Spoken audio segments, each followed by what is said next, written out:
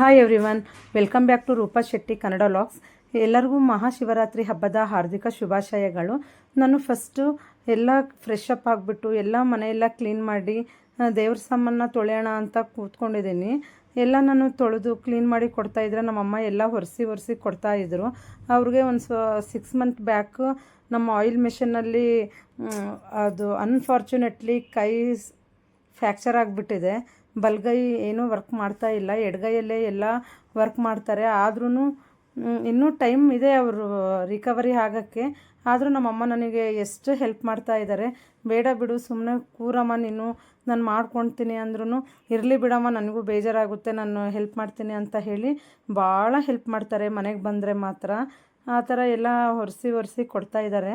ನಾವು ಹಬ್ಬದ ದಿನದಲ್ಲಿ ಎಸ್ಪೆಷಲಿ ಯಾವ ಹಬ್ಬ ಮಾಡ್ತೀವೋ ಆವತ್ತು ಎಲ್ಲ ದೇವ್ರ ಸಾಮಾನ ತೊಳಿಬೇಕು.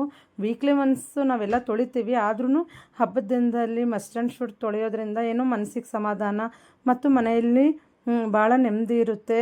ನಮ್ಮ ಸಂಕಲ್ಪಗಳೆಲ್ಲ ಈಡೇರ್ತವೆ ಅನ್ನೋ ಒಂದು ನಮ್ಮ ಹಿರಿಯರ ನಂಬಿಕೆ. ನಾನು ಅದೇ ಥರನೇ ಎಷ್ಟು ಕೆಲಸ ಇದ್ದರೂ ಸಹ ಹಬ್ಬದ ದಿನ ಅಟ್ಲೀಸ್ಟ್ ಒಂದು 3 ಗಂಟೆಗಾದರೂ ಎದ್ದು ಎಲ್ಲ ಈ ಥರ ಕ್ಲೀನ್ ಮಾಡ್ಕೊಳ್ತೀನಿ. ನಮಗೆ ಸಪ್ರೇಟಾಗಿ ದೇವ್ರ ಮನೆ ಇಲ್ಲ. ನಾನು ಅಡುಗೆ ಮನೆಯಲ್ಲೇ ಒಂದು ಶೆಲ್ಫಲ್ಲಿ ಎಲ್ಲ ದೇವ್ರುಗಳ್ನ ಅರೇಂಜ್ ಮಾಡ್ಕೊಂಡಿದ್ದೀನಿ.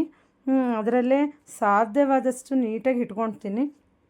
ಆಮೇಲೆ ಇದು ಹೊರಗಡೆ ಮೊನ್ನೆ ನನ್ನ ತಮ್ಮ ಪ್ರಯಾಗ್ರಾಜಿಗೆ ಹೋದಾಗ ನನಗೆ ಈ ಕಾಲಭೈರವೇಶ್ವರ ಒಂದು ಅದನ್ನು ಐಡಲ್ನ ತಂದು ಕೊಟ್ಟಿದ್ದ. ಎಲ್ಲ ಆಯಿತು, ಪೂಜೆನೂ ಆಯಿತು. ನೋಡಿ ಈ ಥರ ಇದೆ ನಮ್ಮದು ದೇವ್ರ ಮನೆಯಲ್ಲಿ. ಈ ಥರ ಎಲ್ಲ ದೇವ್ರುಗಳ್ನ ನಾನು ಅರೇಂಜ್ ಮಾಡಿದ್ದೀನಿ. ನಾನಿಲ್ಲಿ ಒಂದು ಸ್ವಲ್ಪ ಸ್ಪೇಸ್ ಬಿಟ್ಟಿದ್ದೀನಿ. ಅದು ಯಾಕಪ್ಪ ಅಂತ ಹೇಳಿ ಇವಾಗ ಹೇಳ್ತೀನಿ. ಶಿವರಾತ್ರಿ ದಿನ ನಾವು ತೆಂಗಿನಕಾಯಿಂದ ದೀಪಾರಾಧನೆ ಮಾಡೋದ್ರಿಂದ ನಮ್ಮೆಲ್ಲ ಸಂಕಲ್ಪಗಳು ಈಡೇರ್ತವೆ. ಫಸ್ಟು ನಮ್ಮ ಮನೆಯಲ್ಲಿ ಬೆಳ್ಳಿ ತಟ್ಟೆ ಇದ್ದರೆ ಬೆಳ್ಳಿ ತಟ್ಟೆ, ಇಲ್ಲಾಂದರೆ ಹಿತ್ತಾಳೆದು ಬರುತ್ತಲ್ವ, ಅದರಲ್ಲಾದ್ರೂ ನಾವು 3 ಹಿಡಿಯಷ್ಟು, ನಮ್ಮ ಕೈಯಲ್ಲಿ 3 ಹಿಡಿಯಷ್ಟು ಅಕ್ಕಿ ತೊಗೊಬಿಟ್ಟು ಒಂದು ತೆಂಗಿನಕಾಯಿ ತೊಗೋಬೇಕು. ಅದನ್ನು ತೊಳೆದು ಆಮೇಲೆ ಗಂಧ ಹಚ್ಚಿಬಿಟ್ಟು ಅರಿಶಿನ ಕುಂಕುಮ ಹಚ್ಚಬೇಕು. 3 ಹಿಡಿನೇ ಅಕ್ಕಿ ಹಾಕಬೇಕು, ಭಾಳ ಏನು ಬೇಡ. ಮುಕ್ಕಣ್ಣ ಅಲ್ವಾ, 3 ಕಣ್ಣಿರೋದ್ರಿಂದ ನಾವು 3 ಹಿಡಿಯಷ್ಟು ಅಕ್ಕಿನ ಹಾಕಬೇಕು. ಅದ್ರ ಮೇಲೆ ಓಂ ಅಂತ ಫಸ್ಟ್ ಬರೆದು ನೋಡಿ ಈ ಥರ ಕರೆಕ್ಟಾಗಿ ಮಧ್ಯಕ್ಕೆ ಪೀಸ್ ಹೊಡಿಬೇಕು. ತೆಂಗಿನಕಾಯಿನ ಹೊಡೆದ್ಬಿಟ್ಟು ಅದ್ರ ನಾರೆಲ್ಲ ಫಸ್ಟ್ ಎಲ್ಲ ರಿಮೂವ್ ಮಾಡಿ ಅರಿಶಿನ ಕುಂಕುಮನ 2 ಹೋಳಾಗಿರುತ್ತೆ ಅಲ್ವಾ, ಅದಕ್ಕೆ 2 ಕಡೆನೂ ಈ ಥರ ಹಚ್ಚಬೇಕು. ಹಚ್ಬಿಟ್ಟು ನಮ್ಮ ಹತ್ರ ತುಪ್ಪ ಇದ್ದರೆ ತುಪ್ಪ ಬೇಕಿದ್ರೂ ಯೂಸ್ ಮಾಡ್ಬೋದು, ಇಲ್ಲಾಂದರೆ ತೆಂಗಿನ ಎಣ್ಣೆ ಅದನ್ನು ಬೇಕಿದ್ರೂ ಯೂಸ್ ಮಾಡ್ಬೋದು. ಫಸ್ಟ್ 2 ಚಿಪ್ಪಿಗೂ ಸಮೇತ ಫುಲ್ ಹೊಯ್ಬೇಕು. ಒಂದು ಸ್ವಲ್ಪನೂ ಗ್ಯಾಪ್ ಕೊಡಬಾರ್ದು ನಾವು. ಆ ಥರ ಫುಲ್ ಹೊಯ್ದುಬಿಟ್ಟು ಈ ಥರ 2 ಬತ್ತಿನೇ ಹಚ್ಚಬೇಕು. ಒಂದು ಯಾರೂ ಹಚ್ಚಕ್ಕೆ ಹೋಗಬೇಡ್ರಿ. ನಾವು ರೆಗ್ಯುಲರಾಗಿ ದೀಪ ಹಚ್ಚಿದ್ರೂ 2 ಹಚ್ಚಿರಿ. ಈ ಥರ ನಾವು ಬೇಕು ಅಂದರೆ 3 ಹಚ್ಬೋದು, ಅಂದರೆ 2 ಜೋಡಿ ಆ ಥರ ಒಂದೊಂದು ತೆಂಗಿನಕಾಯಿಗೆ 3 ಹಚ್ಬೋದು. ನಾನು ಬೇಡ ಅಂತ ಹೇಳಿಬಿಟ್ಟು 2 ಹೋಳಿಗೂ ಸಮೇತ ಈ ಥರ 2 ತೊಗೊಂಡು ಹಚ್ಚಿದ್ದೀನಿ. ಮತ್ತು ನಾನಿಲ್ಲಿ ಕಳಸೋಕ್ಕೆ ವೀಳ್ಯದೆಲೆ ಇಡ್ತಾ ಇದ್ದೆ ಯಾವಾಗಲೂ. ಬಟ್ ಈ ಸಮ್ಮರ್ ಅಲ್ವಾ, ಒಂದೇ ದಿನಕ್ಕೆ ಒಣಗೋಗ್ಬಿಡುತ್ತೆ ಅಂತ ಹೇಳಿ ಎಕ್ಕೆ ಎಲೆನ ಇಟ್ಟಿದ್ದೀನಿ. ಅದನ್ನು ಭಾಳ ಶ್ರೇಷ್ಠ. ನೋಡಿ ಈ ಥರ ಎಲ್ಲ ಹಚ್ಚಿ ನಾವು ನಮ್ಮ ಸಂಕಲ್ಪನ ಶಿವನ ಹತ್ರ ಬೇಡ್ಕೊಂಡ್ರೆ 100% ನಾವು ಸಕ್ಸೀಡ್ ಆಗ್ತೀವಿ. ಮತ್ತು ಆ ಹೊಡೆದಿರೋ ಅಂಥ ತೆಂಗಿನಕಾಯಿಂದ ನಾವು ಮನೆಯಲ್ಲಿರೋರೇ ಪಾಯಸ ಆದರೂ ಸ್ವೀಟ್ ಆದರೂ ಮಾಡಿಕೊಂಡು ನಮ್ಮ ಮನೆಯಲ್ಲಿರೋರೇ ಯೂಸ್ ಮಾಡಬೇಕು. ಮತ್ತು ನಾನು ಹೊಸದು ಸ್ಟವ್ ತೊಗೊಂಡಿದ್ದೆ, ಅದಕ್ಕೂ ಎಲ್ಲ ಪೂಜೆ ಆಯಿತು. ಶಿವರಾತ್ರಿ ದಿನವೇ ಸ್ಟವ್ ಓಪನ್ ಮಾಡಬೇಕು ಅಂತ ಹೇಳಿ ಓಪನ್ ಮಾಡಿದ್ದಿಲ್ಲ, ಇವತ್ತೇ ಓಪನ್ ಮಾಡಿಬಿಟ್ಟು ಫಸ್ಟ್ ಪೂಜೆ ಮಾಡಿದೆ. ಇದಾದಮೇಲೆ ಅದು ಬೆಳಿಗ್ಗೆ ತೆಂಗಿನಕಾಯಿ ಹೊಡೆದಿದ್ವಲ್ಲ, ಅದರದ್ದೇ ಅರ್ಧ ಒಪ್ಪಲ್ಲಿ ಎಣ್ಣೆ ಎಲ್ಲ ಖಾಲಿಯಾಗಿತ್ತು. ಸೊ ಅದನ್ನೆಲ್ಲ ಚೆನ್ನಾಗಿ ವಾಶ್ ಮಾಡಿಬಿಟ್ಟು ಹೆಸರುಬೇಳೆ ಪಾಯಸ ಮಾಡೋಣ ಅಂತ ಹೇಳಿ ಎಲ್ಲ ರೆಡಿ ಮಾಡ್ಕೊಂಡಿದ್ದೀನಿ. ಮತ್ತು ಫಸ್ಟಿಗೆ ಸ್ವೀಟ್ ಮಾಡಬೇಕು, ಇವಾಗ ಸಡನ್ಲಿ ಆಗಲ್ಲ ಅಂತ ಹೇಳಿ ಸದ್ಯಕ್ಕೆ ಹಾಲು ಕಾಸಿದೆ. ಹಾಲು ಈ ಥರ ಉಕ್ಕಿ ಬರೋವರೆಗೂ ಸಮೇತ ಬಿಟ್ಟೆ. ನೋಡಿ ಈ ಥರ ಬರ್ತಾಯಿದೆ. ಇದನ್ನು ಫಸ್ಟು ನಮ್ಮ ಮನೆಯಲ್ಲಿರೋ ಹಿರಿಯರು ಯಾರು ಇರ್ತಾರೋ ಅವ್ರಿಗೆ ಅವ್ರು ಕುಡಿಯೋದ್ರಿಂದ ನಮಗೆ ಒಳ್ಳೆಯದಾಗುತ್ತೆ ಅನ್ನೋದು ಒಂದು ನಮ್ಮ ಹಿರಿಯರ ನಂಬಿಕೆ. ಸೊ ನಾನು ಅಷ್ಟೇ ಈ ಥರ ಎಲ್ಲ ಫಿಲ್ಟ್ರ್ ಮಾಡಿ ಫಸ್ಟು ನಮ್ಮ ಅಮ್ಮನಿಗೆ ಕೊಟ್ಟೆ. ಅವರು ಚೆನ್ನಾಗಿದ್ದರೆ ನಾವೆಲ್ಲ ಚೆನ್ನಾಗಿರ್ತೀವಿ ಅಂತ ಹೇಳಿ ಫಸ್ಟು ನಮ್ಮ ಅಮ್ಮನಿಗೆ ಕೊಟ್ಟು ಉಳಿದಿರೋದು ನಾವು ಉಳಿದಿರೋರೆಲ್ಲ ನಾವೆಲ್ಲ ಕುಡಿದ್ವಿ. ಇದಾದಮೇಲೆ ಹೆಸರುಬೇಳೆ ಪಾಯಸ ಮಾಡೋಣ ಅಂತ ಹೇಳಿ ಅದಕ್ಕೆಲ್ಲ ಜೋಡಿಸ್ಕೊಂಡೆ. ಅದಕ್ಕಿಂತ ಮುಂಚೆ ನಮ್ಮಮ್ಮ ಟ್ಯಾಬ್ಲೆಟ್ಸ್ ತೊಗೊಳೋದ್ರಿಂದ ಫಸ್ಟ್ ಅವ್ರಿಗೊಂದು ದೋಸೆ ಹಾಕ್ಕೊಟ್ಟೆ. ನಾವು ಆಮೇಲೆ ತಿನ್ನೋಣ ಅಂತ ಹೇಳಿ ಸುಮ್ಮನೆ ಆದ್ವಿ.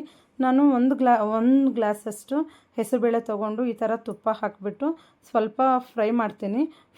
ಈ ಥರ ಚೆನ್ನಾಗಿ ಒಂದು ಸ್ವಲ್ಪ ಗೋಲ್ಡನ್ ಕಲರ್ ಬರೋವರೆಗೂ, ಅಂದರೆ ಗೋಲ್ಡನ್ ಕಲರೇ ಬಟ್ ಇನ್ನೊಂದು ಸ್ವಲ್ಪ ಗೋಲ್ಡಿಶ್ ಬರೋವರೆಗೂ ಈ ಥರ ಫ್ರೈ ಮಾಡಿ ಆಮೇಲೆ ಒಂದು 2 ಗ್ಲಾಸಷ್ಟು ನೀರು ಹಾಕಿಬಿಟ್ಟು ಸ್ವಲ್ಪ ವಾಶ್ ಮಾಡ್ಕೊತೀನಿ ನಾನು. ಇಲ್ಲಾಂದರೆ ಅದರಲ್ಲಿ ಒಂದು ಸ್ವಲ್ಪ ಡಸ್ಟ್ ಇರುತ್ತೆ ಅಲ್ವಾ, ಚೆನ್ನಾಗಿರೋದಿಲ್ಲ. ಹುರಿದಾದ್ಮೇಲೆ ನಾವು ವಾಶ್ ಮಾಡ್ಕೋಬೇಕು. ವಾಶ್ ಮಾಡ್ಕೊಂಡು ಆದಮೇಲೆ ನಾನು ಮತ್ತೆ ಏನು ಮಾಡ್ತೀನಪ್ಪ ಅಂದರೆ, ಮತ್ತು ಸ್ವಲ್ಪ ಅದಕ್ಕೆ ಎಷ್ಟು ಬೇಕೋ ಅಷ್ಟು ಕನ್ಸಿಸ್ಟೆನ್ಸಿ ಎಷ್ಟಾಗುತ್ತೋ ಅಷ್ಟು ನೀರು ಹಾಕಿದೆ. ಮತ್ತು ಏಲಕ್ಕಿ ಪೌಡ್ರನ್ನು ಕುಟ್ಟಿ ಹಾಕಿದ್ದೀನಿ. 3 ವಿಸಲ್, ಇಲ್ಲಾಂದರೆ ನಿಮಗೆ ಭಾಳ ಬೇಳೆನೇ ಬರಬೇಕು ಅಂದರೆ 2 ವಿಸಲ್ ಆದರೂ ಓಕೆ. ನಾನು 3 ವಿಸಲ್ ಇಟ್ಟಿದ್ದೀನಿ. ಯಾವ ಲೋಟದಲ್ಲಿ ಹೆಸರುಬೇಳೆ ತೊಗೊಂಡಿರ್ತೀವೋ ಅದೇ ಲೋಟ ಅಷ್ಟೇ ನಾವು ಬೆಲ್ಲ ತೊಗೋಬೇಕು. ಡೈರೆಕ್ಟಾಗಿ ಯಾವತ್ತೂ ಹಾಕಕ್ಕೆ ಹೋಗಬೇಡ್ರಿ.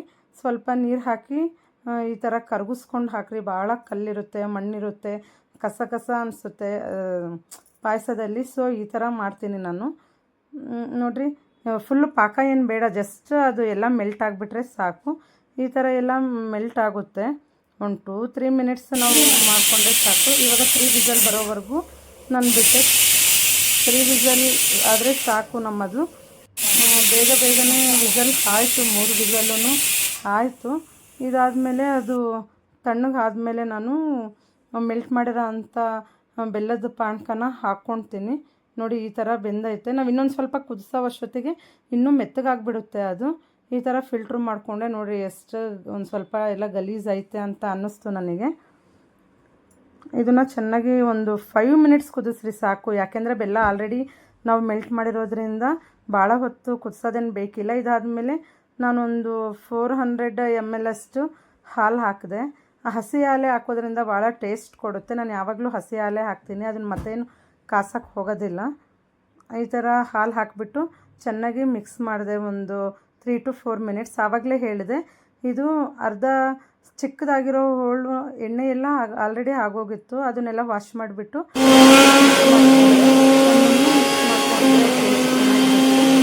5 ಮಿನಿಟ್ಸಿಗೆ ನಾವು ಇಳಿಸ್ತೀವಿ. ಆಯಿತು ಪಾಯಸ ಅಂದಾಗ ನಾವು ಈ ಮಿಕ್ಸ್ ಮಾಡಿರೋದನ್ನು ಹಾಕಬೇಕು. ಫಸ್ಟಿಗೆ ಹಾಕಿದರೆ ಅದ್ರ ಟೇಸ್ಟ್ ಎಲ್ಲ ಹೊರಟೋಗ್ಬಿಡುತ್ತೆ. ಇನ್ನು 5 ಮಿನಿಟ್ಸ್ ನಾವು ಇಳಿಸ್ತೀವಿ ಅಂದಾಗ ಹಾಕಿದ್ರೂ ಸಾಕು. ಇಷ್ಟ ಆಗಿತ್ತು ಇವತ್ತಿಂದು. ಅದಕ್ಕೆಲ್ಲ ಒಂದು ಸ್ವಲ್ಪ ಒಗ್ಗರಣೆ ಹಾಕಿದೆ ನಾನು. ಬಾದಾಮಿ ಮತ್ತು ದ್ರಾಕ್ಷಿ ಹಾಕಿದೆ. ಇದಾದಮೇಲೆ ಏನಪ್ಪ ಅಂದರೆ, ನೋಡಿ ಫೈನಲ್ ಈ ಥರ ಬಂದಿದೆ ಪಾಯಸ. ಭಾಳ ಟೇಸ್ಟಿಯಾಗಿತ್ತು. ಫಸ್ಟು ಪಾಯಸನೂ ಅಷ್ಟೇ ನಮ್ಮಮ್ಮನಿಗೆ ಕೊಟ್ಟೆ, ಅವರು ಕುಡಿದು ಚೆನ್ನಾಗೈತೆ ಅಂತ ಹೇಳಿದರು.